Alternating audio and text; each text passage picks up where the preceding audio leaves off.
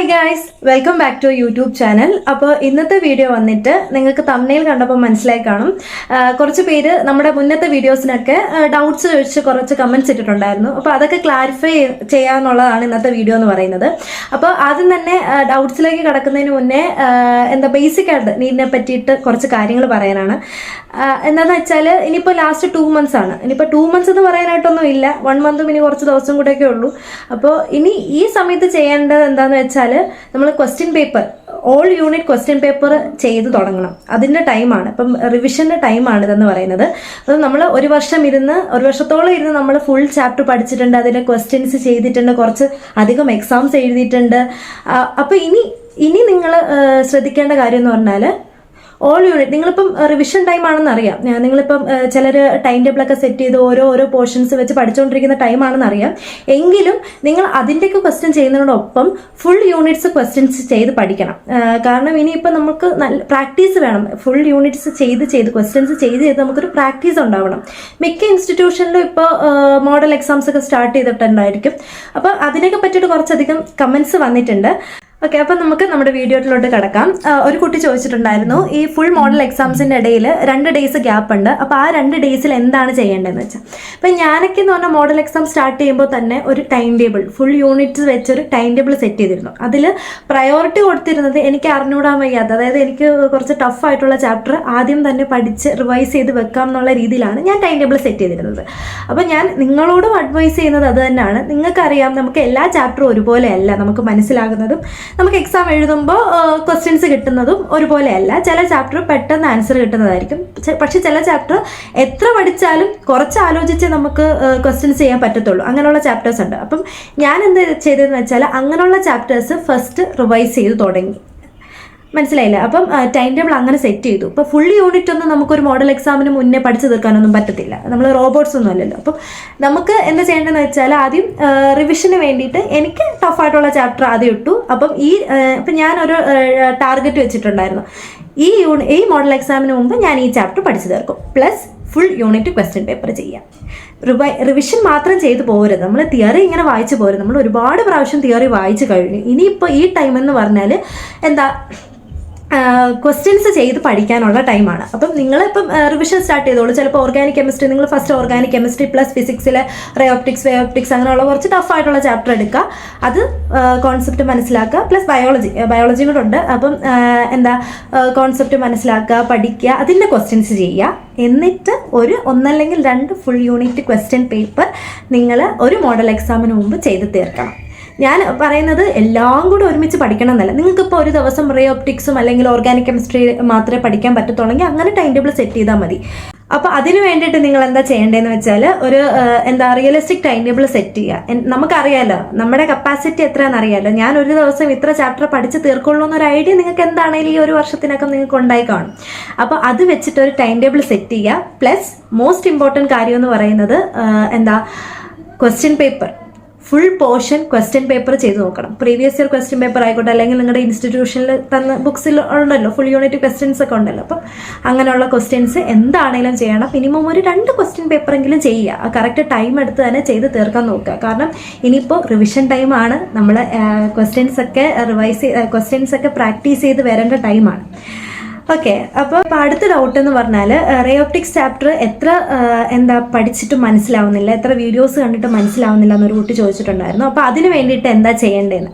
അപ്പോൾ റേയോപ്റ്റിക്സ് എന്ന് പറഞ്ഞാൽ അറിയാം, എല്ലാവർക്കും മിക്കുള്ളവർക്കും ഒരു ടഫായിട്ടുള്ളൊരു പോർഷനാണ് റേയോപ്റ്റിക്സ് എന്ന് പറയുന്നതും വേവോപ്റ്റിക്സ് എന്ന് പറയുന്നതും. പക്ഷേ വേവോപ്റ്റിക്സിനെ സംബന്ധിച്ചിടത്തോളം അങ്ങനെ കുഴപ്പിച്ച് ക്വസ്റ്റ്യൻസ് ഒന്നും ചോദിക്കാറില്ല. നമുക്ക് ഡയറക്റ്റ് ഇക്വേഷൻ അപ്ലൈ ചെയ്ത് കിട്ടുന്ന ആൻസേഴ്സ് ആയിരിക്കും മിക്ക ക്വസ്റ്റ്യനിലും ഉള്ളത്.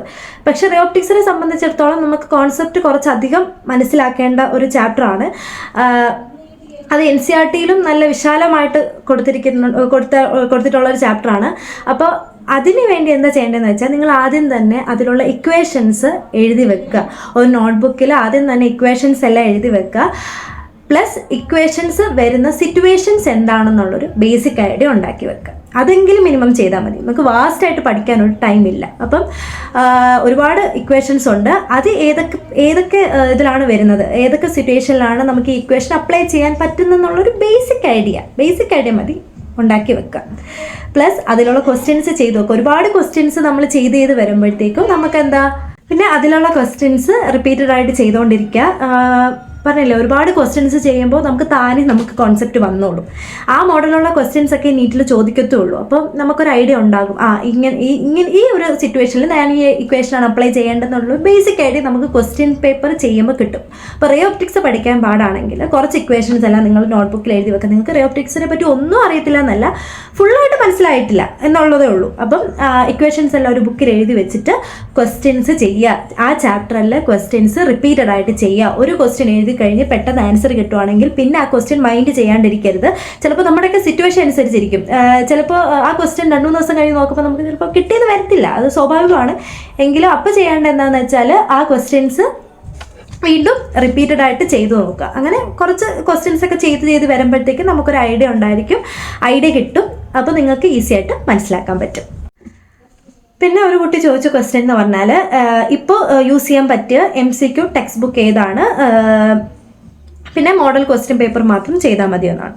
ഞാൻ പറഞ്ഞില്ലേ, നമ്മൾ റിവിഷൻ ചെയ്യുകയാണ്, ഓരോ ചാപ്റ്റർ വെച്ച് വീണ്ടും റിവൈസ് ചെയ്തുകൊണ്ടിരിക്കുകയാണ്. ആ ചാപ്റ്ററിലെ question paper plus all unit question പേപ്പറാണ് നമ്മളിപ്പോൾ ചെയ്യേണ്ടതെന്ന് വെച്ചാൽ.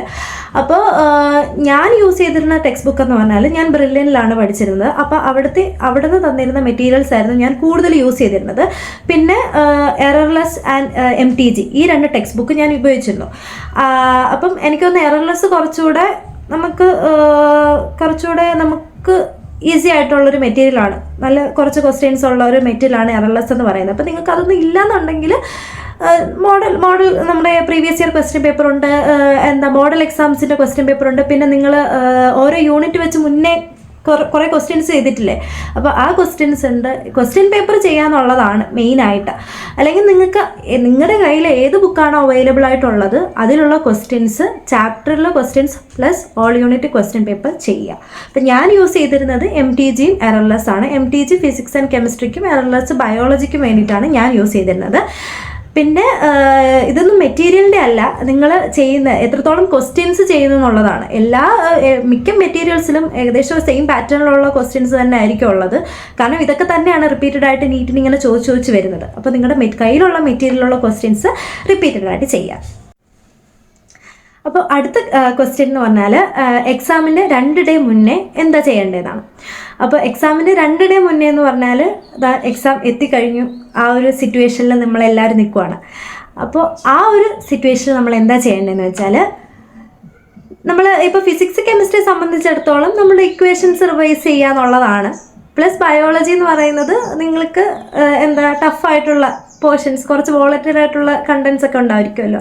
അപ്പോൾ അങ്ങനെയുള്ളത് ഒന്ന് റിവൈസ് ചെയ്യുക, 2 ഡേ മുന്നേ ഒന്ന് റിവൈസ് ചെയ്യുക. പക്ഷേ നിങ്ങൾ മെയിനായിട്ട് ശ്രദ്ധിക്കേണ്ട കാര്യം എന്ന് പറഞ്ഞാൽ ക്വസ്റ്റ്യൻ പേപ്പർ ചെയ്യണം. ഇനിയിപ്പോൾ അത് മാത്രമേ ഉള്ളൂ, എല്ലാ ഡൗട്ട്സിനും ഒരു ഉത്തരേ ഉള്ളൂ. ക്വസ്റ്റ്യൻ പേപ്പർ വർക്കൗട്ട് ചെയ്യുക. നിങ്ങൾക്ക് മനസ്സിലാവാത്ത എന്ത് പോർഷനും നമ്മൾ ക്വസ്റ്റ്യൻ പേപ്പർ മനസ്സിലാക്കി അതിൻ്റെ ഇപ്പം ആൻസർ കിട്ടിയില്ല എന്ന് വെച്ച് ടെൻഷൻ അടിക്കേണ്ട, അതിൻ്റെ സൊല്യൂഷൻ കാണുമ്പോൾ നിങ്ങൾക്ക് മനസ്സിലാകും. അല്ലെങ്കിൽ അതേപോലുള്ള ക്വസ്റ്റ്യൻസ് വീണ്ടും വീണ്ടും വീണ്ടും ചെയ്ത് വരുമ്പോൾ ഓൾറെഡി നമ്മുടെ മെമ്മറിയിൽ അത് രജിസ്റ്റർ ആയിക്കോളും. നിങ്ങളത് ഒട്ടും പേടിക്കേണ്ട കാര്യമില്ല. അപ്പം എക്സാമിന് 2 ഡേ മുന്നും ഇപ്പോഴും നിങ്ങൾ ചെയ്യേണ്ടത് ഓൾ യൂണിറ്റ് ക്വസ്റ്റ്യൻ പേപ്പർ ചെയ്യുക.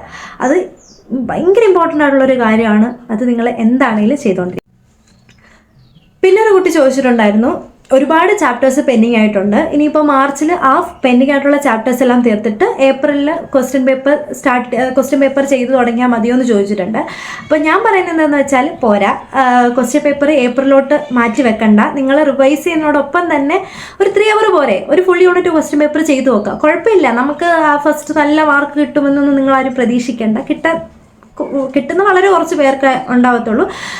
അപ്പോൾ നിങ്ങൾ എന്താ ചെയ്യേണ്ടതെന്ന് വെച്ചാൽ, റിവിഷൻ സ്റ്റാർട്ട് ചെയ്തോളൂ. പെൻഡിങ് ആയിട്ടുള്ള ചാപ്റ്റേഴ്സ് എല്ലാം ഞാൻ പറഞ്ഞ പോലെ ഒരു ടൈം ടേബിൾ സെറ്റ് ചെയ്ത് നിങ്ങൾ തീർത്ത് വന്നോളൂ. അതിൻ്റെ ക്വസ്റ്റ്യൻസ് ചെയ്തോളൂ, ആ ചാപ്റ്ററിൻ്റെ ക്വസ്റ്റ്യൻസ് ചെയ്തോളൂ. Plus full unit question paper എന്താണെങ്കിലും ചെയ്യണം. മാറ്റി വെക്കണ്ട, ഏപ്രിലോട്ട് മാറ്റി വെക്കണ്ട. നിങ്ങൾ എത്രത്തോളം ക്വസ്റ്റ്യൻ പേപ്പർ ചെയ്യുന്നു അത് നിങ്ങൾക്ക് അത്രത്തോളം യൂസ്ഫുൾ ആകത്തേ ഉള്ളൂ. നിങ്ങൾക്ക് പ്രാക്ടീസ് ചെയ്ത് പിന്നെ ടൈമിനനുസരിച്ച് ചെയ്ത് തീർക്കാനും പറ്റും. അപ്പോൾ നമ്മൾ എന്താ ചെയ്യേണ്ടതെന്ന് വെച്ചാൽ, ഫുൾ യൂണിറ്റ് നിങ്ങൾക്ക് പെൻഡിങ് ആയിട്ടുള്ള ചാപ്റ്റർ ഒരു ടൈം ടേബിൾ പോലെ സെറ്റ് ചെയ്തിട്ട് ചാപ്റ്ററുകൾ തീർത്ത് ഓരോന്നായിട്ട് തീർത്ത് വരിക, അതിൻ്റെ ക്വസ്റ്റ്യൻസ് ചെയ്യുക, പ്ലസ് രാത്രി ആകട്ടെ കുഴപ്പമില്ല, നിങ്ങൾ എപ്പോഴാണോ ആ ചാപ്റ്റർ പഠിച്ച് തീരുന്നത് അത് കഴിഞ്ഞിട്ട് നിങ്ങളൊന്ന് ഒരു ക്വസ്റ്റ്യൻ പേപ്പർ, അറ്റ്ലീസ്റ്റ് ഒരു ക്വസ്റ്റ്യൻ പേപ്പർ എടുത്തിട്ട് ഫുൾ യൂണിറ്റിൻ്റെ ക്വസ്റ്റ്യൻ പേപ്പർ എടുത്തിട്ട് ചെയ്തു പോവുക. അപ്പം ഒരിക്കലും അടുത്ത മാസത്തേക്ക് വെക്കേണ്ട ആവശ്യമില്ല ക്വസ്റ്റ്യൻ പേപ്പർ, മോഡൽ ക്വസ്റ്റ്യൻ ചെയ്തു പോകുന്നുള്ളത്. എത്രത്തോളം ക്വസ്റ്റ്യൻ ചെയ്യുന്നു, എൻ്റെ എക്സ്പീരിയൻസിൽ നിന്ന് പറയുകയാണ്, എത്രത്തോളം ക്വസ്റ്റ്യൻസ് ചെയ്യുന്നു അത്രത്തോളം നിങ്ങൾക്കത് യൂസ്ഫുൾ ആണ്. അപ്പോൾ ഒരുപാട് ക്വസ്റ്റ്യൻ പേപ്പർ ചെയ്യുക. പെൻഡിങ് ആകും, എനിക്കൊക്കെ ലാസ്റ്റ് ഒരുപാട് പെൻഡിങ് ആയിട്ടുള്ള ചാപ്റ്റേഴ്സ് ഉണ്ടായിരുന്നു. അപ്പോൾ ഞാൻ പറഞ്ഞില്ല, ഞാൻ ഇതുപോലെ ടൈം ടേബിൾ സെറ്റ് ചെയ്ത് ഓരോന്നായിട്ട് തീർത്ത് വന്നു. അതിനോടൊപ്പം തന്നെ ക്വസ്റ്റ്യൻ പേപ്പറും ചെയ്ത് വന്നിട്ടുണ്ടായിരുന്നു. അപ്പോൾ ഒരിക്കലും മോള് ലാസ്റ്റത്തേക്ക് വെക്കരുത്, ഇപ്പോഴേ ക്വസ്റ്റ്യൻ പേപ്പർ ചെയ്ത് തുടങ്ങാം. അപ്പോൾ ഇത്രയൊക്കെയായിരുന്നു നിങ്ങൾ ചോദിച്ച ഡൗട്ട്സ് എന്ന് പറഞ്ഞാൽ. ഞാൻ തോന്നുന്നു നിങ്ങൾ ചോദിച്ച ഡൗട്ട്സിനെല്ലാം എൻ്റെ എക്സ്പീരിയൻസ് വെച്ചിട്ടാണ് ഞാൻ ആൻസർ ചെയ്തിരിക്കുന്നത്. അപ്പോൾ മെയിനായിട്ട് ലാസ്റ്റായിട്ടും ഒരു കാര്യം പറയാനുള്ളൂ, ക്വസ്റ്റ്യൻ പേപ്പർ ചെയ്തു തുടങ്ങുക, അതൊരിക്കലും മാറ്റി വെക്കരുത്. ഇപ്പോൾ നിങ്ങൾ ഒരു വർഷത്തോളം എന്തൊക്കെയോ പഠിച്ചിട്ടുണ്ട്, നിങ്ങൾക്ക് ഒന്നും അറിയത്തില്ല എന്നൊന്നുമില്ല, നിങ്ങൾ എന്തൊക്കെയോ പഠിച്ചിട്ടുണ്ട്, നിങ്ങൾക്ക് ഒരുപാട് കാര്യങ്ങൾ അറിയാം. അതൊക്കെ ഒന്ന് പോളിഷ് ചെയ്ത് വീണ്ടും വെക്കുക എന്നുള്ളതാണ് ഈ ഒരു ടൈമിൻ്റെ ഈ ഒരു പീരീഡ് എന്ന് പറയുന്നത്. അപ്പോൾ അത്രയും നന്നായിട്ട് നിങ്ങൾ പ്രാക്ടീസ് ചെയ്യുക, ക്വസ്റ്റ്യൻ പേപ്പർ ചെയ്ത് നിങ്ങൾക്ക് വഴങ്ങും. നീറ്റ് നിങ്ങൾ ക്വസ്റ്റ്യൻ പേപ്പർ ചെയ്ത് വരുമ്പോഴത്തേക്കും നിങ്ങൾക്ക് കിട്ടാത്ത കോൺസെപ്റ്റ് എല്ലാം കിട്ടും, നിങ്ങൾക്ക് എപ്പോഴും മറന്നു പോകണതൊക്കെ നിങ്ങൾക്ക് പക്കയായിട്ടിരിക്കും. അപ്പോൾ അതാണ് ക്വസ്റ്റ്യൻ പേപ്പർ ചെയ്യാന്നുള്ളതിൻ്റെ ഇമ്പോർട്ടൻസ് എന്ന് പറയുന്നത്.